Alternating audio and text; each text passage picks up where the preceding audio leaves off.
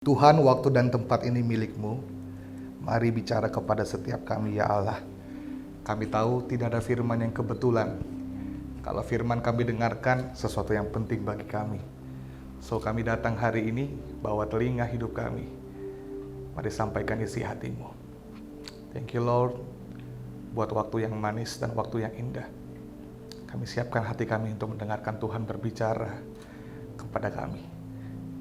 Kami tahu firman bukan hanya informasi, tetapi sesuatu yang mentransformasi. Firman bukan hanya pengetahuan, tapi sesuatu yang merubahkan. Berdoa mengucap syukur, urapi mulut bibir hamba-Mu ya Allah, supaya hanya perkataan kebenaran firman Tuhan yang disampaikan kepada umat-Mu. Dalam nama Tuhan Yesus, mari guys yang siap mendengarkan firman Tuhan, bersama-sama dengan saya kita katakan, kasih tepuk tangan terbaik buat Tuhan. Haleluya.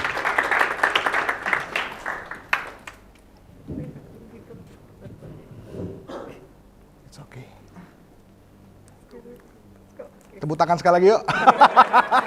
Thank you. Oke, sangat senang boleh hadir di sini. Halo semuanya. Hai semuanya. Lihat kiri kanan kamu, bilang begini, kamu cantik sekali hari ini. Kamu ganteng sekali hari ini.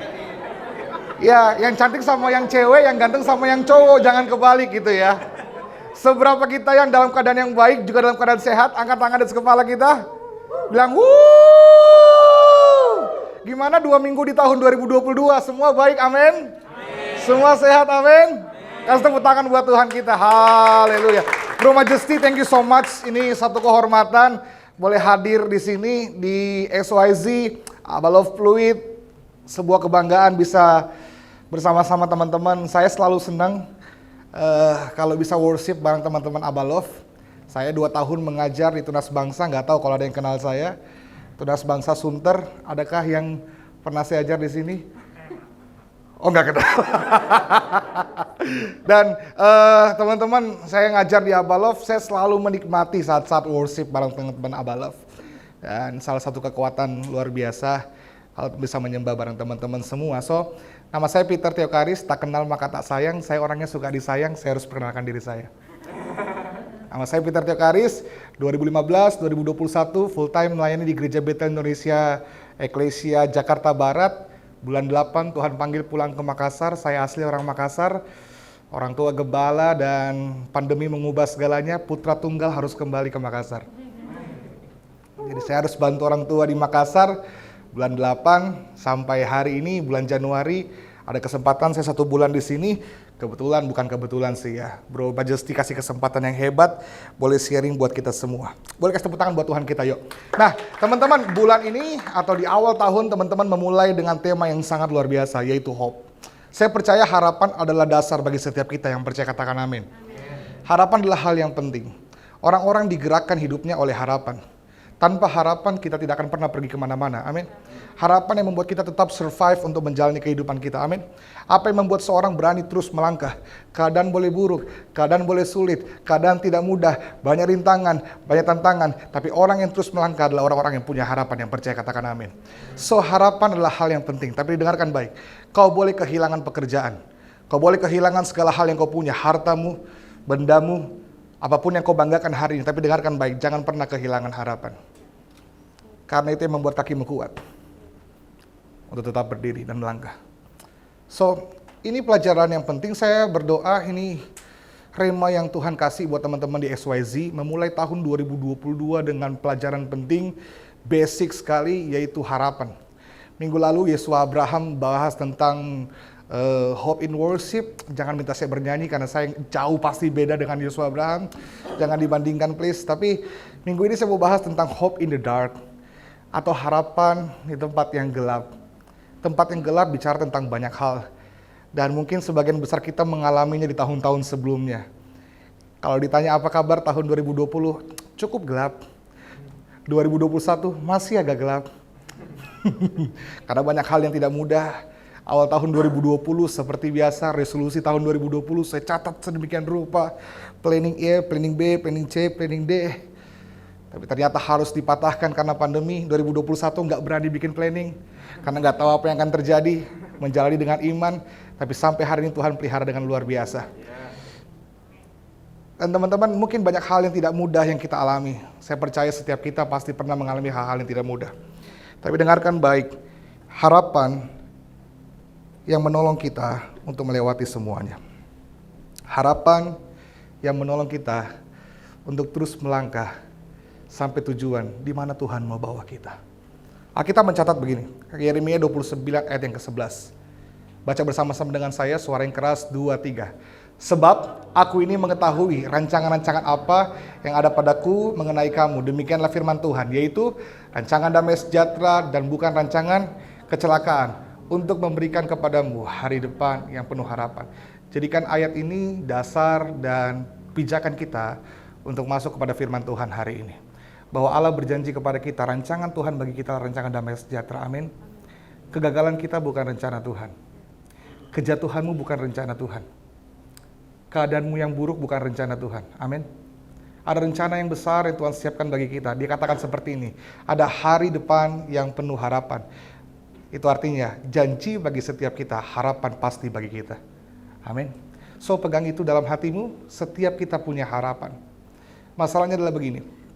Ibrani 16 ayat 9a bilang, kalau harapan kita itu seperti jangkar yang tertanam sangat dalam dan merupakan pegangan yang kuat dan aman bagi hidup kita. Kita mencatat harapan itu seperti jangkar, guys. You know jangkar seperti apa ya? Sawu ya jangkar. Kalau kita punya kapal, teman-teman berlayar kemudian mampir atau mepet ke sebuah tempat, pulau atau dermaga apalah itu, untuk menjaga agar kapal itu tidak kemana-mana dan tetap pada posisinya, diperlukan jangkar untuk terkait dan mempertahankan posisi kapal itu. Itu sebabnya kalau kapal mau berhenti stop, dia akan lempar jangkar, jangkar itu akan turun ke dalam, cari tempat yang keras, nyangkut di situ dan mempertahankan kapal itu. Kapal itu bicara tentang hidup kita. Dan jangkar bicara tentang harapan. Badai boleh menerpa kita. Musim boleh berubah silih berganti. Angin boleh bertiup dengan kencang. Keadaan tidak mudah, keadaan sulit. Tapi yang membuat kita bertahan tertanam adalah jangkar atau harapan kita. Masalahnya adalah begini. Yang menghubungkan antara kapal dan jangkar itu adalah rantai. Dan disinilah hubungannya rantai sebagai iman kita. Kapal adalah hidup, jangkar adalah harapan. Dan yang menghubungkan harapan dengan hidup kita adalah iman. Teman-teman dengarkan baik, ada kalanya kau tidak akan melihat harapan. Sama seperti kita melempar jangkar, jangkar itu masuk ke dalam, kau tidak akan melihat lagi jangkar itu. Tapi bagaimana kau tahu dengan pasti bahwa kapalmu aman? Ketika kau melihat rantainya tetap terhubung. So iman yang menghubungkan kita dengan harapan itu. Supaya di saat-saat kau tidak melihat harapan, di saat sepertinya tidak ada harapan, kau tetap percaya. Karena iman, harapan adalah bagian kita. So teman-teman, kita mau belajar dari start di sini. Bagaimana keadaan yang seringkali gelap, keadaan yang seringkali tidak mudah, keadaan yang seringkali sulit mengajari kita satu hal yang pasti untuk mempertahankan iman kita, percaya bahwa masih ada harapan. Saya akan sharing teman-teman, saya berdoa waktunya cukup, dari 3 tokoh yang saya rasa sangat baik mengajari kita tentang nilai-nilai iman. Teman-teman yang gak suka mencatat, mesti belajar mencatat. Ya, nanti kalau di surga ditanya catatannya mana? Enggak ya. Ya, kalau belajar aja catat, kalau firman Tuhan juga masih catat. Ini sangat penting. Pulang baca lagi, karena belum tentu kalau kita nggak catat, minggu depan kita masih ingat. Yuk, yang pertama saya mau sharing tentang Habakuk. Kita belajar harapan yang pertama dari seorang Habakuk. Bicara kegelapan yang pertama, kegelapan bicara tentang keadaan yang tidak menyenangkan. Betul nggak? Ada yang suka kalau mati lampu? Saya nggak pernah lihat keluarga tiba-tiba lagi nonton bola kemarin waktu Indonesia lawan Thailand di leg kedua, gol pertama, senang banget ya, harapan kita kembali timbul. Baru menit keberapa udah gol, senang banget, ayo Indonesia bisa gitu ya. Saya nggak pernah lihat orang kalau lagi nonton bola lagi seru-serunya terus tiba-tiba mati lampu, jeblek gitu, semua orang berteriak, hore mati lampu. Tidak ada satupun orang yang senang kalau mati lampu, setuju? Orang kalau lagi cewek-cewek kalau lagi nonton film Korea atau sekarang yang lagi tren layangan putus, gitu ya, waktu Mas Aris udah mau ketemu sama siapa sih selingkuhannya? Ini yang rajin nonton saya yang putus. Lydia Safira, siapa? Siapa Lydia Safira? Pokoknya situlah, udah mau hampir ketemu, dikit lagi, pas mau ketemu mati lampu. Semua sebel, nggak jadi ketemu deh. Tapi saya nggak pernah lihat ada orang yang senang kalau mati lampu. Nggak ada juga orang yang senang kalau gelap-gelap. Kita kenapa nggak bisa senang? Karena kamu nggak bisa ngapa-ngapain. Kau melangkah takut kejedut. Kegelapan bicara tentang keadaan yang tidak menyenangkan. Saya mau sharing satu tokoh yang mengalami keadaan tidak menyenangkan. Namanya Habakuk. Ceritanya begini. Biarkan Habakuk yang bercerita dalam Habakuk pasal yang ketiga, 17-19. Habakuk cerita begini.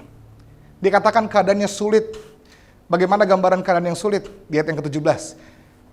Sekalipun pohon ara tidak berbunga, pohon anggur tidak berbuah, hasil pohon zaitun mengecewakan. Sekalipun ladang-ladang tidak menghasilkan bahan makanan, kambing domba terhalau dari kurungan, dan tidak ada lembu sapi dalam kandang. Ayat 17 mencatat penderitaan dan kesulitan, keadaan buruk, keadaan yang gak nyaman yang dialami oleh seorang yang bernama Habakuk. Tapi ayat yang ke-18 menceritakan tentang respon Habakuk. Di semua keadaan yang buruk yang dialami, respon Habakuk ayat 18. Namun aku akan bersorak-sorak di dalam Tuhan, beria-ria dalam Allah yang menyelamatkan aku. 19. Allah Tuhanku, itu kekuatanku. Ia membuat kakiku seperti kaki rusa. Ia membiarkan aku berjejak di bukit-bukitku. Katakan amin. Guys, dengarkan baik. Ayat 17 menceritakan tentang penderitaan Habakuk, keadaan yang gak enak buat Habakuk. Tetapi ayat 18 menceritakan tentang respon Habakuk yang tetap bersorak-sorak beria-ria karena Tuhan. Pelajaran penting yang kita mau pelajari dari seorang Habakuk adalah begini. Iman dan harapan berbicara tentang di mana kamu taruh harapan kamu. Faktor pertama penyebab kekecewaan adalah menaruh harapan di tempat yang salah. Saya ulang sekali lagi. Faktor utama penyebab kekecewaan adalah menaruh harapan di tempat yang salah. Dan apa yang membuat Habakuk begitu hebat? Kalau kamu mau tahu penderitaan apa yang dialami, let's kita lihat satu-satu persatu. Pohon ara bicara tentang hal yang paling diandalkan di bangsa Israel. Makanya waktu dia bilang, sekalipun pohon ara tidak berbunga, berbicara tentang pegangan hidup orang Israel, yaitu pohon ara tidak menghasilkan sesuatu. Ini bukan keadaan yang baik, setuju dengan saya? Ya. Berikutnya, ketika Habakuk bilang pohon anggur tidak berbuah, pohon anggur bicara tentang pohon yang menggambarkan kemakmuran atau kesejahteraan. Siapa yang gak mau sejahtera? Semua orang mau sejahtera, tapi Habakuk bilang begini, sekalipun saya hidup tidak sejahtera. Ayat 18, aku tetap bersorak-sorak beria-ria di hadapan Tuhan. Yang berikutnya, pohon zaitun. Dengarkan baik, pohon zaitun bicara tentang pohon yang paling disukai. Saya nggak tahu apa yang kamu paling sukai. Mungkin pribadi, seorang yang kamu paling sayang. Tapi Habakuk bilang begini, sesuatu yang paling dia cintai, dia sayangi. Ya. Sekalipun hasil pohon zaitun mengecewakan. Sekalipun apa yang paling kau cintai mengecewakan. Keadaan yang buruk, keadaan yang gak nyaman, oke? Ayat 18, aku tetap beria-ria bersorak-sorak di hadapan Tuhan. Dan yang terakhir, ladang-ladang, kambing domba, lembu sapi tidak menghasilkan sesuatu. Bicara tentang begini, you effort gede tapi nggak dapat apa-apa. Saya udah cari kerja kak, bukan enggak. Saya udah lamar kiri kanan. Saya masukin kemana-mana sampai saya lupa udah masukin kemana aja. Tapi saya nggak dapat pekerjaan bukan karena saya nggak usaha. Tapi Habakuk bilang begini, ayat 18, aku tetap beria-ria bersorak-sorak di hadapan Tuhan. Saya mau tanya, apa yang buat Habakuk segitunya luar biasa? Keadaannya sangat gak mudah. Yang saya pelajari adalah begini, kita bisa belajar dari Habakuk yang pertama. Dia menaruh harapannya hanya kepada Tuhan. Guys, dia gak taruh harapannya kepada pohon ara. Dia gak taruh harapannya kepada pohon zaitun. Dia gak taruh harapannya kepada pohon anggur. Dia gak taruh harapannya kepada lembu dan segala binatang yang dia punya. Seringkali kita menjadi kecewa karena apa? Kamu taruh harapanmu kepada pohon ara. Sesuatu yang sangat kau andalkan. Apa itu? Mungkin skill kamu? Wow, I'm so talented, saya sangat talenta, tapi kenapa saya nggak keterima kerja? Dia nggak taruh kepada pohon zaitun, sesuatu yang sangat disenangi. Apa yang kau sangat senangi? Mungkin pasangan kamu? Kau sangat cintai sedemikian rupa, kau korbankan segalanya untuk memperjuangkan cintamu. Ahai. Tapi pasanganmu pun mengecewakanmu. Dia nggak taruh di pohon anggur. Pohon anggur tadi bicara apa? Boleh bantu saya? Pohon anggur bicara tentang kesejahteraan dan kemakmuran. So, even bahkan dia hidup tidak sejahtera. So, bahkan kamu hidup tidak dalam keadaan yang enak. Adakah kau berkata, bahwa aku tetap beria-ria, bersorak-sorak di hadapan Tuhan? Haleluya, dia nggak taruh di pohon anggur, dia nggak taruh di kesejahteraan. Jadi dia bersuka cita, dia berpengharapan bukan hanya waktu dalam keadaan yang baik. Simple. Waktu kita nggak banyak, saya coba dengan sangat jelas menjelaskan kita. Poin pertama yang kita bisa pelajari dari seorang yang bernama Habakuk. Harapan di tengah kegelapan. Keadaan kamu boleh segelap apapun itu, tapi belajar taruh harapan kamu hanya kepada Tuhan. Guys, jangan taruh harapanmu kepada hal yang bisa mengecewakanmu. Kadang kita manusia suka bingung ya. Saya sebut bingung. Ya, udah tahu itu akan mengecewakan kita, tapi kita kayaknya pengen coba-coba. Udah tahu kalau saya taruh hati sepenuhnya sama si laki-laki satu ini, orangnya udah nakal, nggak bisa dipegang komitmennya. Jangan jauh-jauh deh, ke gereja aja telat. Gimana mau dipegang omongannya? Tapi kan kita kadang suka coba-coba.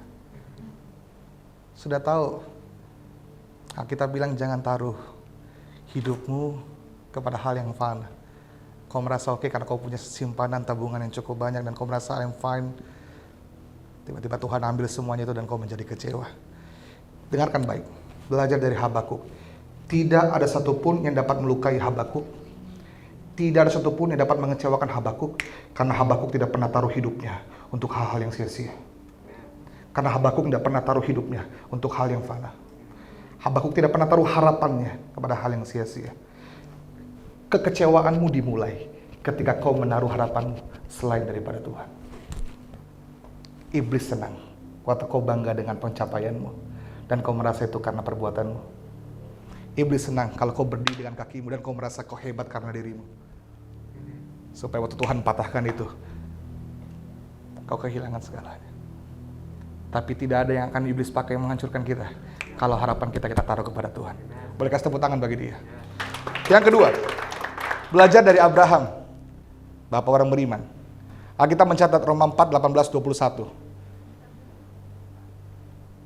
Sebab sekalipun tidak ada dasar untuk berharap, namun Abraham berharap juga dan percaya. Ia menjadi bapa banyak bangsa, menurut yang telah difirmankan. Demikiannya nanti banyak keturunanmu. 19. Imannya tidak menjadi lemah, walaupun apa?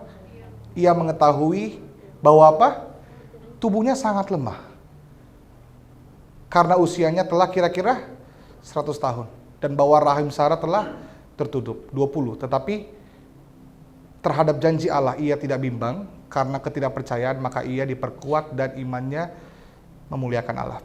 21, boleh suara yang keras, bantu saya 23. Dengan penuh keyakinan bahwa Allah berkuasa untuk melaksanakan apa yang telah dijanjikan. Next slide, bantu saya. Tahukah kamu kalau Abraham menerima janji Tuhan dan dia menanti bukan dalam waktu yang singkat, selama kurang lebih 25 tahun. Dia menerima janji umur 75. Tuhan jawab 99, belum ada tanda-tanda. Tapi yang ke-100 Tuhan baru jawab. Kegelapan tidak hanya berbicara tentang keadaan yang tidak enak. Kegelapan juga bicara tentang masa penantian. Berapa lama kau berdoa untuk keluargamu? Berapa lama kau berdoa untuk sakit penyakitmu? Gelap seperti tidak ada harapan. Tapi dengarkan baik, 25 tahun bukan waktu yang singkat bagi seorang Abraham. Satu kali Sarah gak sabar. Dia pengen bantu Tuhan untuk mengenapi janjinya. Dia kasih Hagar untuk Abraham. Perhatikan, ketika manusia pengen campur tangan urusan Tuhan, ini yang terjadi. Salah. Sok tahu. Mau bantu Tuhan. Tuhan, gue gak meragukan janjimu. Yes, kita pasti akan dapat keturunan. Tapi mungkin ini cara yang lebih baik. Mau coba gak Tuhan? Tapi enggak dengan Abraham. Ayat berikutnya, Alkitab mencatat. Saya nggak tahu apa yang sedang kau nantikan, dan sepertinya seperti dalam kegelapan tidak ada harapan. Tapi gua nggak belajar dari Abraham. Apa yang perlu kau lakukan saat penantianmu? Saat-saat gelap dalam hidupmu, saat-saat kau menunggu dan tidak ada harapan sepertinya. Abraham mengajari kita. Ibrani 16 ayat 11, 12. Kami ingin sekali, seharusnya ada ayat sebelumnya, tapi sepertinya hilang. Abraham menanti dengan setia dan sabar. Lalu apa yang perlu kau lakukan saat-saat penantian? Ibrani 16 ayat 11, 12. Kami ingin sekali supaya kalian masing-masing, 1, terus bersemangat. sampai akhir, sehingga kalian menerima apa yang kalian harapkan itu. Kami, 2, tidak mau kalian menjadi malas, bicara tentang putus asa. Tetapi kami ingin supaya kalian, 3, hidup seperti orang-orang yang menerima apa yang dijanjikan Allah. Karena percaya kepadanya dan karena menunggu dengan 4, sabar. Abraham menerima janjinya karena dia sabar. 25 tahun bukan waktu yang mudah. Tapi dengarkan baik, hanya karena kau belum menerima janjimu, bukan berarti Tuhan tidak tepati janji. Halo? Ayo, boleh bikin suara di gereja supaya kita agak rame sedikit. Boleh dengar kata amin yang lebih kencang, hanya karena kau belum menerima janjimu, bukan berarti Tuhan tidak tepati janjinya. Amin. So wait, sabar. Dari ayat ini 4, terus bersemangat. Dalam arti apa? Apapun yang sedang kau kerjakan, kerjakan dengan semangat. Jangan sampai kau undur. Hanya karena kau belum menerima janji Tuhan. Yang kedua, ya jangan menjadi malas. Berbicara tentang apa? Jangan putus asa hanya karena kau belum menerima janji Tuhan. Ya, hidup seperti orang-orang yang menerima apa yang dijanjikan. Bicara tentang begini, mentalitas. Tuhan belum jawab doamu, tapi kita anak raja. Mari punya mentalitas anak raja. Hanya yang punya mentalitas anak raja yang gak akan bersungut-sungut. Amin. Kau punya segala yang Bapamu punya. So, punya mental itu. Amin. Yang terakhir, menunggu dengan sabar. Yang kedua, dari Abraham kita belajar. Kegelapan bicara tentang masa penantian. Dan Tuhan mau, walaupun kau belum melihat harapan itu, tetap sabar. Katakan amin. Terakhir, saya akan tutup di sini. Habakuk mengajari kita menaruh harapan kepada Tuhan. Abraham mengajari kita untuk tetap sabar dalam masa penantian. Yang terakhir, saya mau cerita tentang Ayub. Thank you, brother, sangat penolong. Ayub, seorang yang Alkitab catat penuh dengan penderitaan hidup. Saya mau ceritakan buat kita kalau teman-teman lupa atau teman-teman bolos waktu sekolah minggu. Ayub ini kehilangan banyak hal. Dimulai dari kehilangan 500 pasang lembu, 500 keledai, 7.000 ekor kambing domba, dan 3.000 unta. Ini kalau diuangkan semuanya, kita pakai beli soto bisa berenang kita semua di ruangan ini. Trust me, ya. Dia kehilangan 7 putra dan 3 putrinya. Orang bilang banyak anak banyak rezeki. Kehilangan 1 anak gak berasa katanya. Oh tapi saya belum punya keluarga, tapi saya tahu persis bagaimana seorang keluarga kehilangan anak. 1 aja setengah mati, apalagi 10 kehilangan. Itu tidak mudah sama sekali. Tidak hanya itu, dia kehilangan sahabat-sahabatnya. Ya, sahabat-sahabatnya datang, berusaha kasih nasihat, cuman banyak yang lebih kejulit, jadi nggak menolong sama sekali sepertinya. Ya, banyak sahabat-sahabat, hati-hati, selektif ya. Nggak cuman itu, dia kehilangan istrinya. Wow, belahan jiwa, nggak nolong, malah untuk ngajarin dia untuk ngutuki Tuhan. Tuhan bilang, oke, geser. Gak cuma istri, bahkan kesehatannya sendiri Tuhan juga ambil. Pasal ketiga mencatat bagaimana dia menderita luar biasa. Dia mengkutuki hari kelahirannya. Tapi tahu nggak, dari semua penderitaan yang Ayub alami, kamu mungkin kelewatan baca. Saya ingatkan di Ayub 13 ayat yang ke-15. Boleh dengan suara yang keras, kita baca dengan suara yang keras, 2, 3.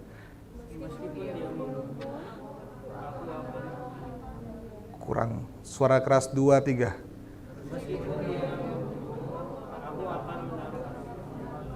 Sini saya bantu. Di luar dari segala penderitaan yang Ayub alami, Alkitab catat begini. Ayub bilang, sekalipun Tuhan membunuh aku tetap menaruh harapan di dalam Dia. Saya nggak pernah ketemu kalimat yang lebih keren dari ini. Come on. Bagaimana Ayub betul-betul menaruh harapan kepada Tuhan. Kita mencatat dia sempat marah sama Tuhan. Tapi di akhir kisahnya dia mengalami Allah dengan hebat. Dengarkan baik, pastikan penderitaan yang kau alami membawa kamu semakin dekat dengan Tuhan. Kalau enggak, rugi kamu. Kalau kisah Ayub cuma sampai dia menderita aja, enggak seru dan enggak komplit. Tapi bersyukurnya Ayub mengakhiri ceritanya dengan mengalami Tuhan. Kalau kamu mengalami hidup yang menderita dan kau sampai di situ aja, rugi kamu. Pastikan penderitaan kamu membawa kamu semakin mengenal Tuhan. So, teman-teman, Ayub mengajari kita untuk menaruh harapan sepenuhnya kepada Tuhan. Dan ini yang luar biasa, ayat 42 ayat yang kelima. Di akhir hidupnya, semua sudah dialami, ini terakhir kuncinya.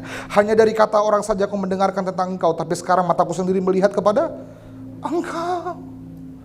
Ayub akhirnya tahu siapa Allah. Bukan dari kata orang, tapi karena pengalamannya dengan Tuhan. Dan dia mengalami, ternyata Tuhan gak jahat sama dia. Sama sekali gak jahat sama dia. Guys, saya mau bagikan ini buat kita semua. Kau bisa gagal melihat tangan Tuhan, tapi mari belajar percaya kepada hatinya. Karena dia bukan Tuhan yang jahat. Ya. Saat kita gagal melihat tangannya, mari belajar percaya pada hatinya. Karena hati Tuhan sayang sama kita, amin. Kau nggak lihat harapan, terasa begitu gelap, belajar percaya hati Tuhan. Dia sayang sama kamu. Saya nggak ngerti kenapa orang tua saya disiplin saya, dia pukul saya dengan hebat, tapi saya tahu kalau dia pukul saya bukan karena dia benci saya, bukan karena dia mau bunuh saya, tapi karena dia sayang sama saya. So, apapun yang terjadi dalam kehidupanmu, harapan seperti tidak terlihat, tapi belajar percaya kepada hatinya. Dia sayang sama kita. Sampai Ayub bilang begini, sekalipun Tuhan bunuh aku tetap menaruh harapan kepada Tuhan. Itu bukan perkataan yang biasa. Hanya orang-orang yang sungguh-sungguh mengenal Allahnya yang berani ngomong seperti itu. Apapun yang dilakukan orang tua saya nggak mau tahu. Yang saya tahu dia sayang sama saya. Karena saya tahu dia sayang sama saya nggak perlu takut. Apapun yang dilakukan kepada saya nggak pernah bermaksud buruk. Karena saya tahu dia sayang sama saya. Cuman anak yang kenal bapaknya yang bisa ngomong kayak begitu. Katakan amin. 1 Korintus 13, 12, 13. Akhir kisah hidup kita. Karena sekarang kita melihat dalam cermin suatu gambaran yang samar-samar. Katakan samar-samar. Kau nggak ngerti hari ini apa yang sedang kau hadapi mungkin. Tetapi nanti kita akan melihat muka dengan muka. Sekarang aku hanya mengenal dengan tidak sempurna. Tapi nanti, katakan nanti, akan ada saatnya aku akan mengenal dia dengan sempurna. Seperti aku sendiri apa? Dikenal. 13:23. Demikianlah tinggal ketiga hal ini, yaitu iman, pengharapan, dan kasih. Dan yang paling besar di antaranya lain adalah kasih. Semua harapanmu harus membawa kau bertemu dengan Yesus. Katakan amin. Hari ini kau nggak mengerti, sama seperti Ayub. Kalau cuma sampai di cerita penderitaannya, kasihan kali manusia ini. Tapi no, penderitanya membawa dia ketemu dengan Allah. No, guys, kalau kamu sedang mengalami hal yang nggak mudah, dengarkan saya, ceritamu belum selesai. Coba lihat kiri kananmu, katakan, bilang ceritamu belum selesai. Sabar, dan pastikan kau ketemu dengan Yesus. Ada saatnya, kau nggak ngerti hari ini, tapi nanti kau akan mengerti, oh, ini toh maksud Allah. Seberapa kita yang diberkati, boleh kasih tepuk tangan buat Tuhan. Habakuk mengajari kita menaruh harapan kepada Tuhan. Abraham mengajari kita sabar dalam masa penantian. Ayub mengajari kita percaya pada hati Tuhan. Boleh kasih slide kesimpulan saya yang paling terakhir, supaya teman-teman bisa notice dan baca dengan baik. Tampilkan saja slide yang terakhir. Kesimpulan kita hari ini, saya bantu. Pelajaran penting tentang menemukan harapan dalam kegelapan. Yuk baca sama-sama. Yang pertama, 1.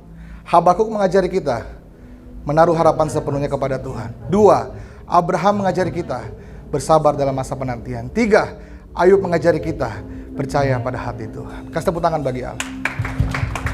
Ke slide ada foto-foto banyak. Bulan Agustus kemarin saya kehilangan salah satu orang yang saya paling sayang di muka bumi ini, yaitu nenek saya, oma saya.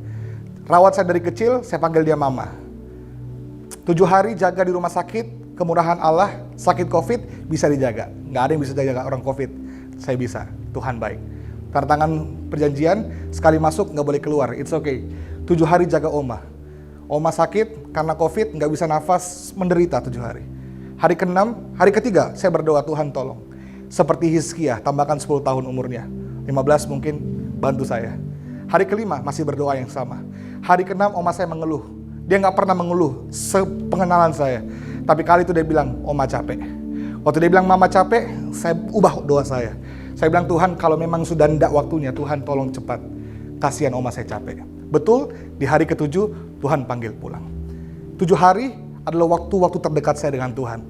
Saya bangun hubungan baik dengan Tuhan, tapi 7 hari masa yang paling menderita saya, saya begitu rasa intim dengan Allah. Gak tahu kenapa saya share di Instagram saya banyak sekali quotes-quotes yang saya temukan dalam 7 hari ini. Seperti tidak ada harapan. Seperti tidak ada harapan. Dan waktu oma saya dipanggil pulang, saya merenungkan seperti Tuhan tidak jawab doa saya. Kemudian dari momen ini Tuhan ajari saya satu hal. Saya masukkan di Instagram saya. Akhirnya saya belajar dari peristiwa itu, iman bukan soal doa kita dijawab Tuhan, tapi iman soal selalu yakin Tuhan gak pernah salah. Katakan amin. Saya gak tahu kenapa Tuhan panggil oma saya, tapi saya tahu harapan saya gak pernah salah. Dia kerjakan yang terbaik bagi saya. Guys, kamu gak perlu tahu seluruh rencana Allah maksudnya bagimu. Yang kau perlu tahu adalah begini, kalau dia merancangkan dia gak pernah salah. Amin. Jalani hari demi hari. Tetap berpengharapan. Karena harapan kita tidak mengecewakan. Harapan kita dalam Tuhan. Amin. Setelah itu saya berdoa. Waktu oma saya dipanggil pulang, saya berdoa. Saya tutup mata saya rapat-rapat. Semuanya gelap. Tiba-tiba ada satu titik cahaya. Di kepala saya ingat sekali.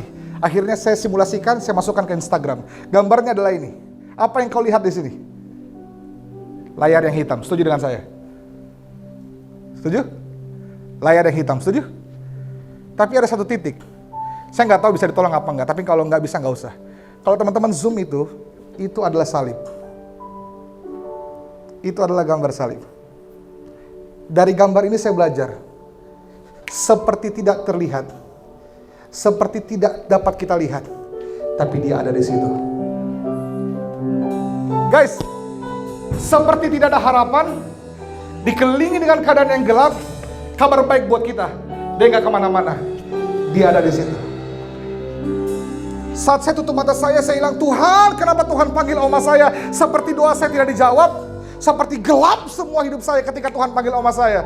Tapi ada satu titik, saya lihat baik-baik, semakin dekat, jelas. Sekalipun bahkan saya gagal melihatnya, dia nggak pernah kemana-mana. Dia tetap di situ. Sekalipun bahkan kau gagal melihat harapan itu tetap ada. Yesus tetap ada bagi setiap kita. Bangkit berdiri, kasih tepuk tangan bagi Tuhan. Angkat kedua tanganmu, kita angkat pujian ini. Harapanku di dalammu. Hanya kau, Yesus Tuhanku. Ku percaya.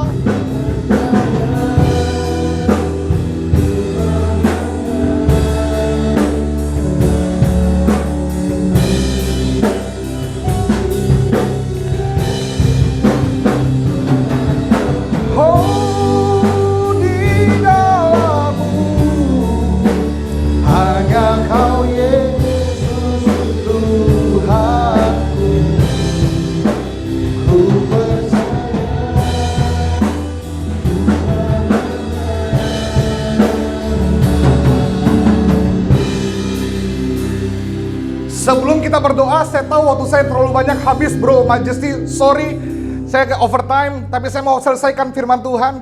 Dan saya mau selesaikan, Tuhan mau bicara sama kita spesifik. Saya harus pergi ke tempat lain habis ini, saya tahu waktu saya mepet. Tapi izinkan saya selesaikan firman Allah. Ada yang Tuhan ingin sampaikan hari ini kepada seseorang. Kau mungkin sedang kehilangan harapan. Matamu tidak cukup untuk melihat sinar itu. Kau gagal melihat harapan. Tapi dengarkan baik kabar penting bagimu hari ini. Yesus lagi ngasih tahu kamu, dia gak pernah kemana-mana. Dia ada di situ. Bahkan sekalipun kau gagal melihatnya. So, teman-teman dengarkan baik. Segelap apapun hidupmu, kita punya harapan. Jangan putus asa. Jangan tinggalkan Tuhan. Jangan tinggalkan kehidupan rohanimu. Jangan tinggalkan pelayanan. Jangan tinggalkan pekerjaanmu. Karena Tuhan gak pernah pergi kemana-mana. Dia harapan kita. Pegang itu erat-erat. Saya berdoa, tundukkan kepalamu. Setiap kita yang hari ini, Tuhan berbicara langsung kepada engkau. Kau tahu, saya orangnya. Saya yang sudah mulai putus asa. Saya mulai kehilangan harapan. Saya yang terus menyalahkan keadaan saya. Keadaan saya tidak enak seperti Habakuk. Saya mulai menyalahkan seluruh orang di sekitar saya. Saya mulai benci hidup saya. Dan saya rasa tidak ada lagi kesempatan buat saya. Kau boleh taruh tangan kananmu di dada. Firman Tuhan hari ini berbicara kepadamu. Bahwa Tuhan tetap hadir dan menjadi harapan bagi setiap engkau. Dia gak pernah kemana-mana. Dia hadir dalam hidupmu. Dan dengarkan baik, dia berharap satu kali penderitaan yang kau alami membawa engkau menemukan dia. Terus kejar Tuhan, terus kejar Tuhan, terus kejar Tuhan. Jangan tinggalkan dia. Dialah harapan kita. Beri tepuk tangan bagi Allah. Haleluya. Haleluya, haleluya, haleluya. Tuhan jamah hati kami. Hamba selesai, tapi Roh Kudus tidak. Pulang ke tempat kami, Roh Kudus makin bekerja dengan dahsyat. Roh Kudus menggetuk hati kami dengan kuat, menyadarkan kami, mungkin kami orang yang Tuhan sedang cari hari ini. Roh Kudus terus gedor hati kami, supaya kami sadar bahwa kamilah orang-orang yang memerlukan firman Tuhan hari ini. Kami yang kehilangan harapan, Tuhan ambil kembali. Kami yang mulai putus asa, Tuhan tangkap kembali. Hidup kami aman di tangan Tuhan. Thank you Lord, thank you Lord, thank you Lord. Melepaskan berkat untuk setiap anakmu. Pagi hari ini paginya Tuhan, kami terima segala berkat daripada Allah. Allah yang mencintai dan mengasihi kami, mencurahkan berkat dalam kehidupan kami. Berdoa mengucap syukur dalam nama Yesus. Come on, yang diberkati firman Tuhan. Sama-sama dengan saya kita katakan, kasih tepuk tangan terbaik bagi Allah. Haleluya. God bless you all. Love you all. Thank you guys.